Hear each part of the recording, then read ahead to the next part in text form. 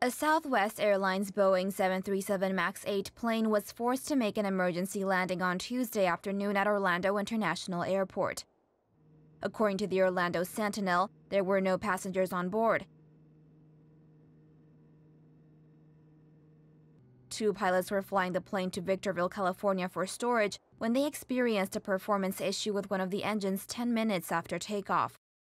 The aircraft turned around and landed safely. The incident occurred around 3 p.m. According to Dan Lanson, a spokesman for Southwest, the Boeing 737 MAX 8 will be moved to our Orlando maintenance facility for a review. According to the Orlando Sentinel, Southwest has 34 MAX planes. On Saturday, the airline began flying them to Victorville to free up space at airports where they have been temporarily parked.